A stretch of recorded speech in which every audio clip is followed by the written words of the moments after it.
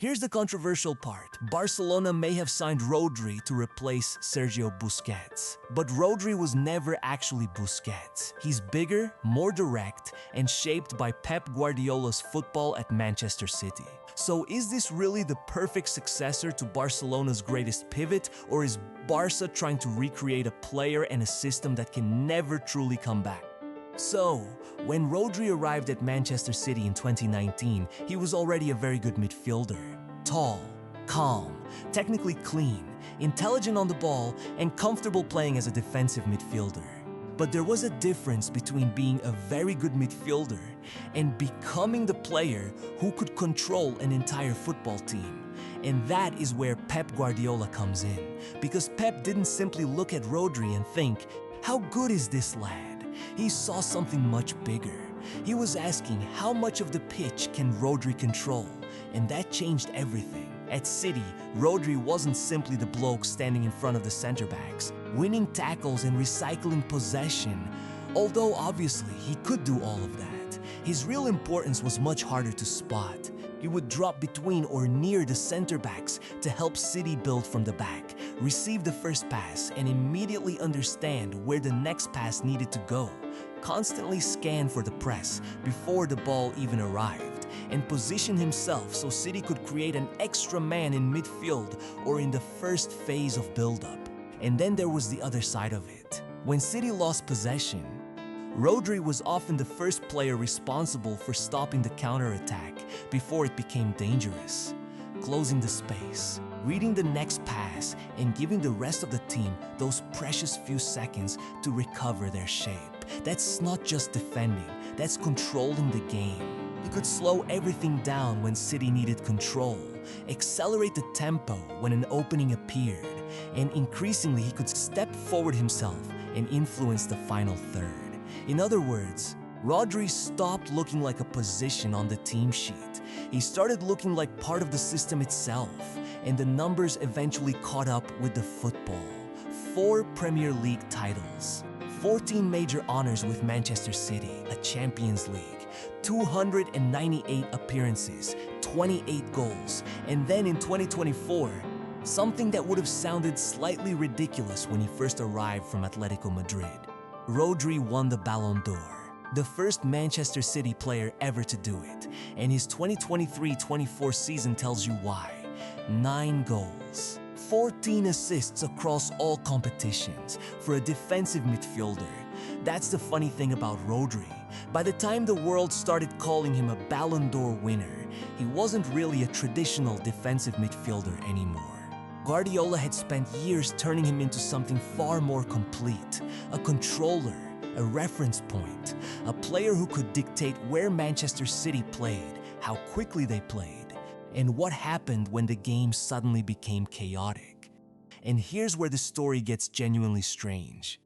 Pep Guardiola helped create this version of Rodri, a Spanish midfielder shaped by possession football, positional discipline, and the ideas that had influenced Guardiola's own footballing education. And yet, after becoming the perfect expression of Guardiola's system at Manchester City, Rodri eventually left Manchester for Barcelona, the club where so much of this footballing philosophy had been shaped in the first place. So now comes the obvious question. If Rodri was built by Guardiola's football, why would Barcelona need him at all? Surely, they already had the original blueprint. So, when people hear Barcelona have signed Rodri, the first comparison almost writes itself. Rodri is the new Busquets. And honestly, that's far too simple. Because Sergio Busquets and Rodri were never the same player. They didn't have the same body, they didn't move in exactly the same way, and they certainly didn't solve problems in exactly the same manner. But they did solve the same fundamental problem: control. And this is where you have to look at Busquets differently, because if you watched him casually, you might have thought, he barely runs. And that was precisely the point. Busquets didn't need to run around chasing the football because, more often than not, he was already standing where the problem was going to happen. He controlled midfield with information. He'd receive the ball in what looked like an absolutely ridiculous position. 3 opponents around him, pressure arriving from behind, And somehow he'd already scanned the pitch before the ball even reached his feet. He knew where the next opponent was, where the space was, where the next pass needed to go, and whether he had time to turn or whether one touch was enough. Sometimes he'd turn, sometimes he'd play one touch, sometimes he'd simply hold the ball for another second, and that tiny second would move the entire opposition.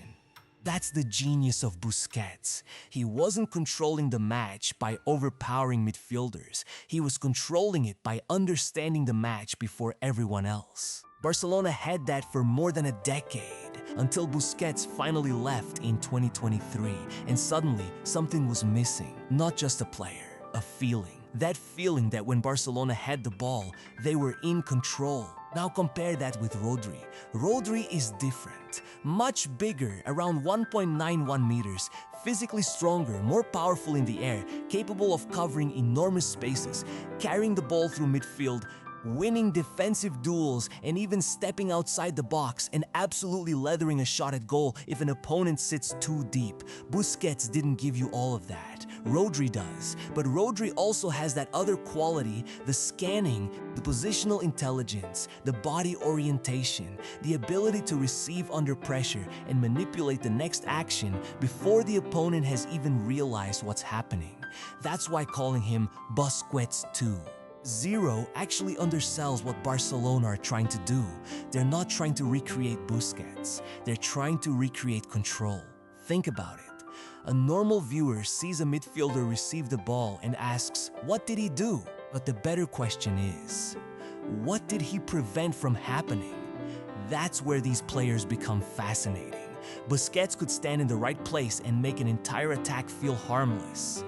Rodri can do the same thing, with a much larger physical toolkit. If a cross comes in, Rodri can win the aerial duel. If the opposition breaks, he can cover the space. If there's room to carry, he can drive forward. If everyone backs off, he can shoot. And yet, underneath all those modern tools, the principle remains remarkably familiar. Receive, scan, control, move the opponent, control again. So no, Rodri isn't Busquets, and Barcelona don't need him to be. They need someone who can make Camp Nou feel like this again.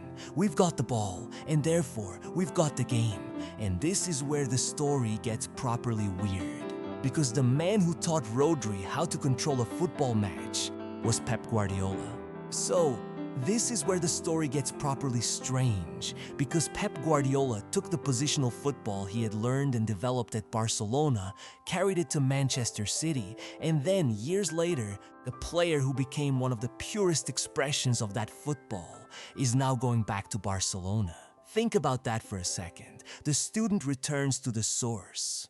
Rodri already understood positional football before Guardiola arrived in his life. But Pep took that understanding and turned it into something much bigger, something systemic, something where every movement had a purpose and every position existed to protect the next one, and Rodri became the center of it. First, scanning before receiving. Rodri doesn't simply wait for the ball and then decide what to do. He checks the pitch before the ball arrives. He looks over his shoulder. He identifies pressure. He finds the next passing option. And by the time the ball reaches him, the decision has often already been made. That's elite midfield play.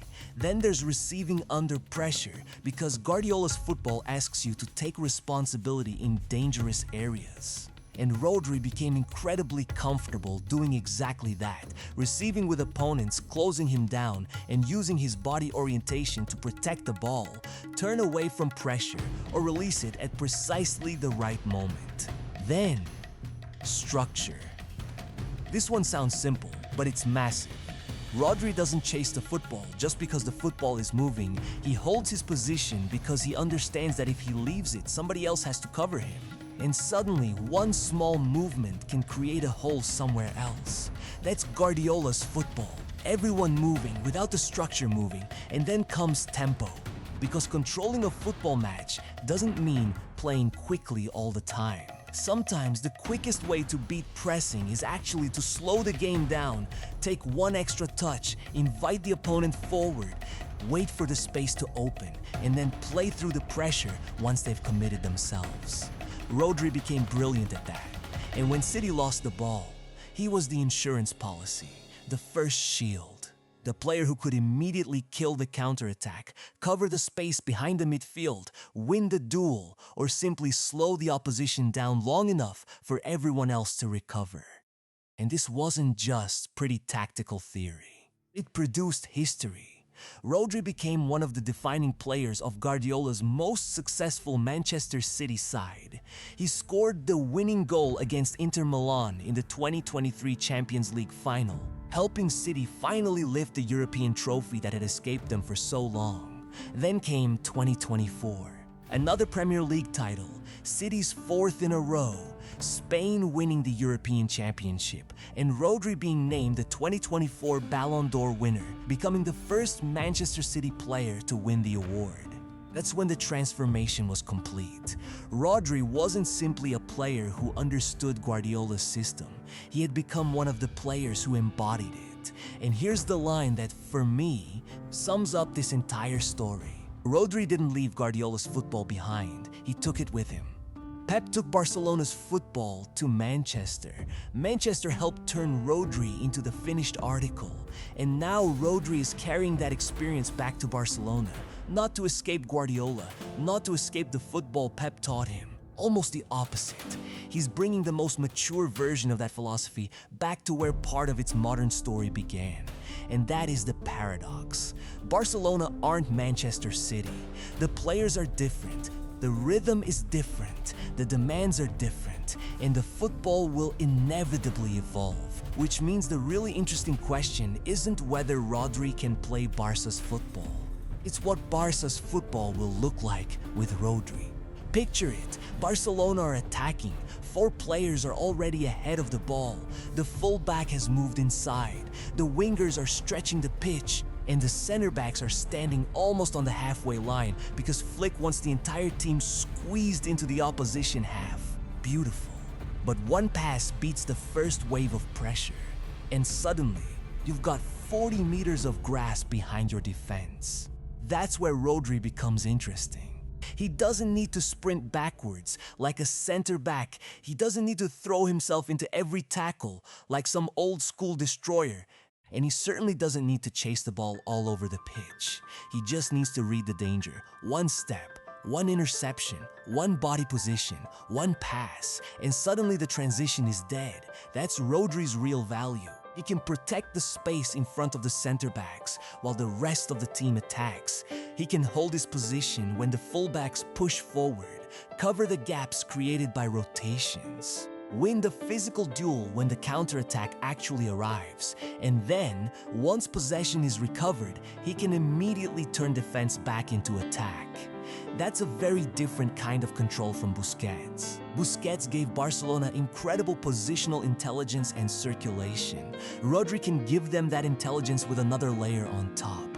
Physical security, aerial strength, defensive coverage, ball carrying, and the ability to escape pressure and switch the entire direction of an attack with one pass.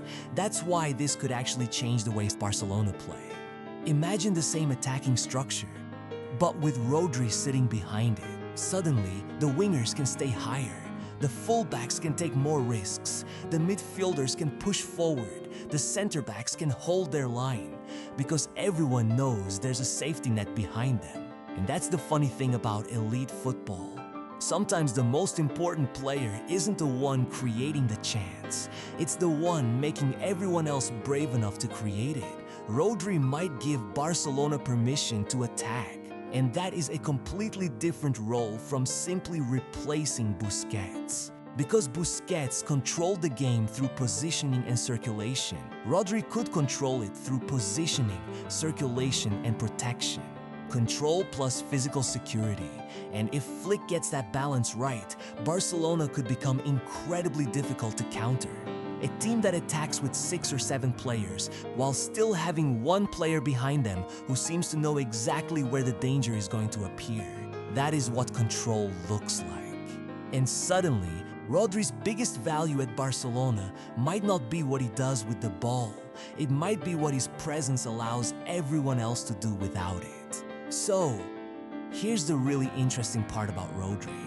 Barcelona haven't spent all that money just to buy midfielder. they've potentially bought freedom.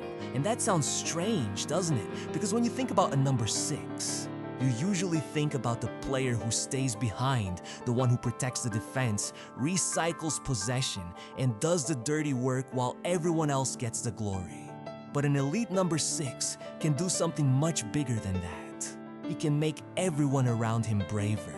And that's exactly where the Hansi Flick paradox begins. If Rodri can control the middle of the pitch, Pedri can push higher, the attacking midfielders can take more risks. The fullbacks can move forward, the center-backs can hold their line, and Barcelona can press aggressively the moment they lose the ball.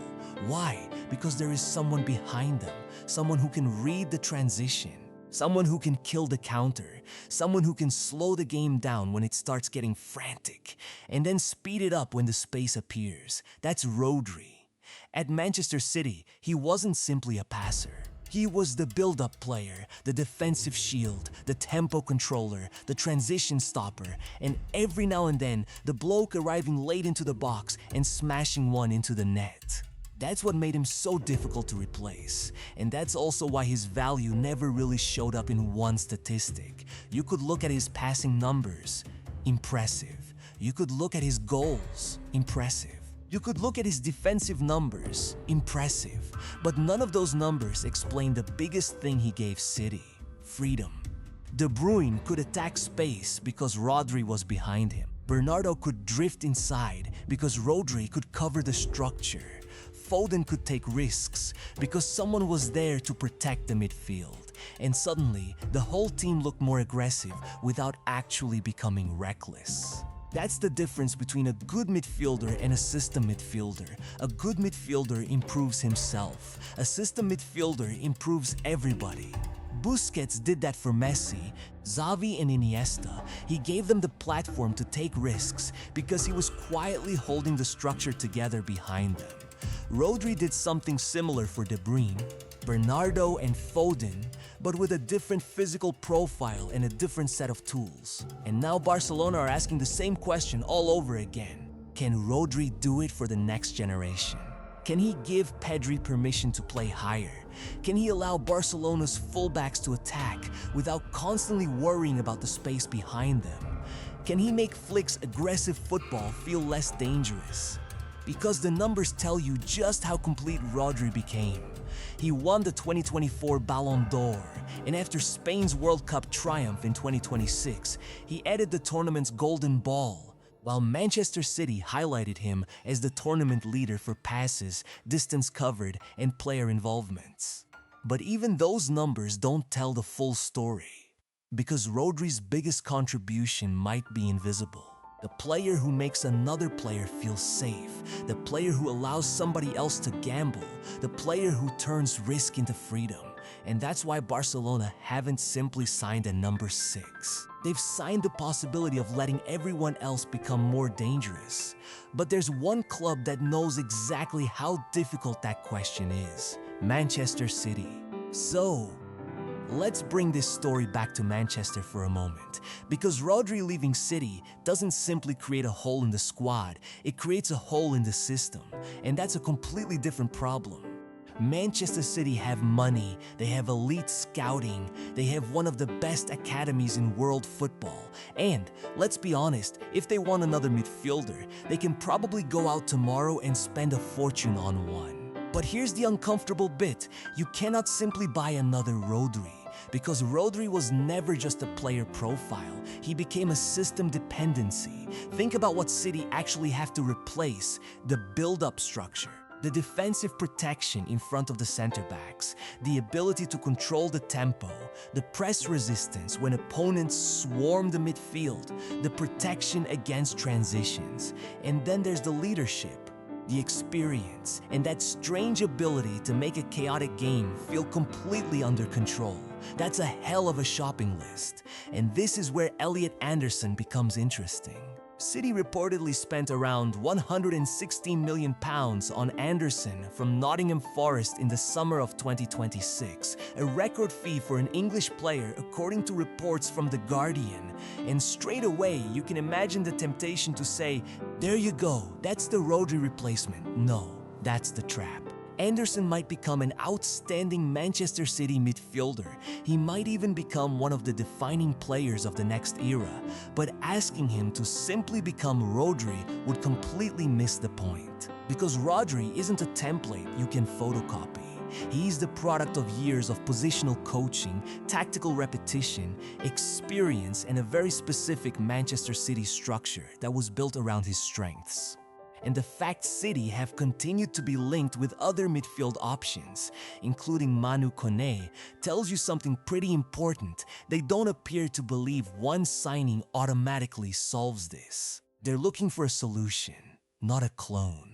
And that distinction matters, because maybe the question for Manchester City isn't, can Anderson become Rodri? Maybe the real question is, can City build a different system around Anderson? Now we're talking, because Pep Guardiola has gone, Rodri has gone, Bernardo Silva has gone, John Stones has gone, and suddenly, this doesn't look like normal squad turnover anymore. It looks like the dismantling of an entire footballing generation, the generation that learned Guardiola's football, perfected it, and then spent years making Manchester City feel almost inevitable. That's why the 2026-27 season is so fascinating.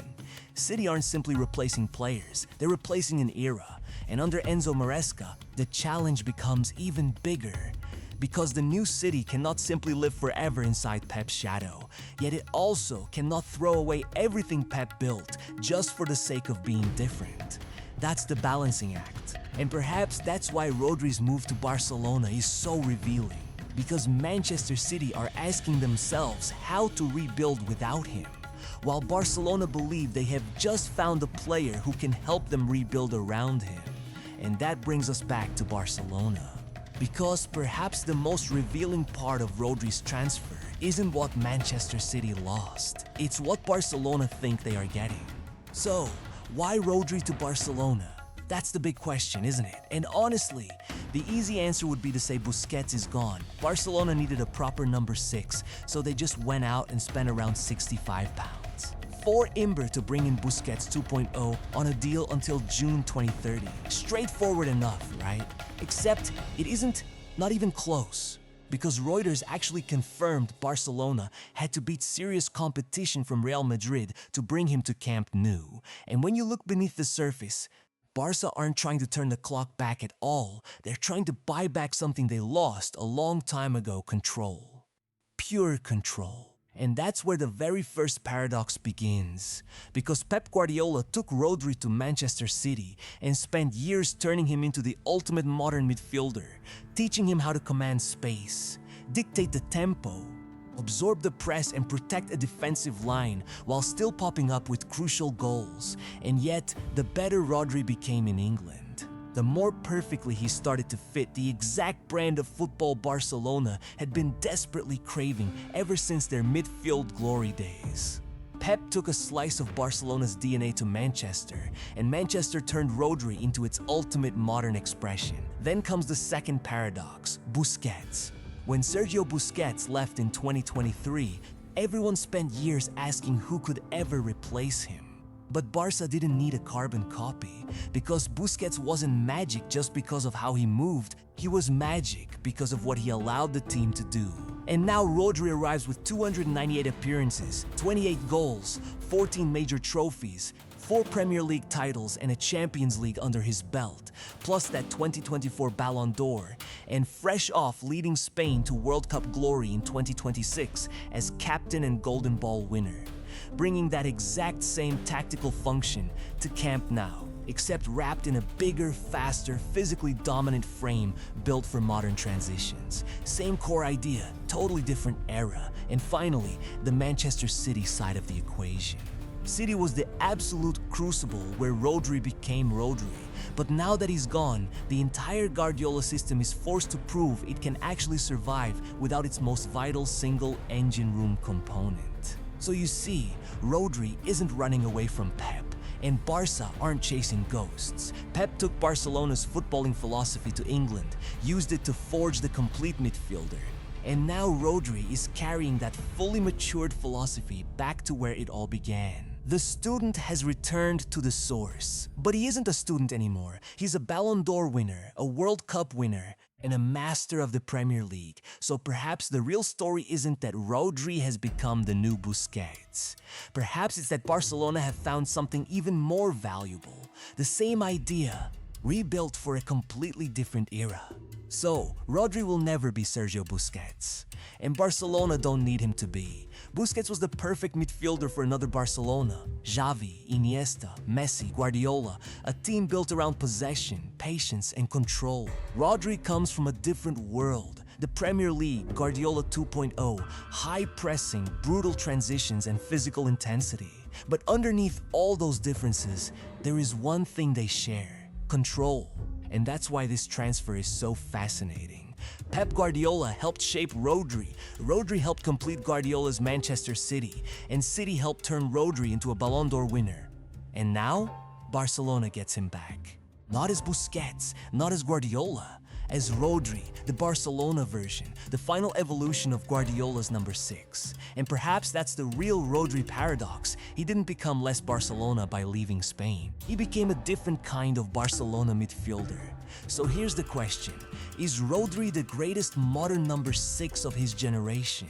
Or are we missing the point by comparing him with Busquets? Let me know what you think in the comments.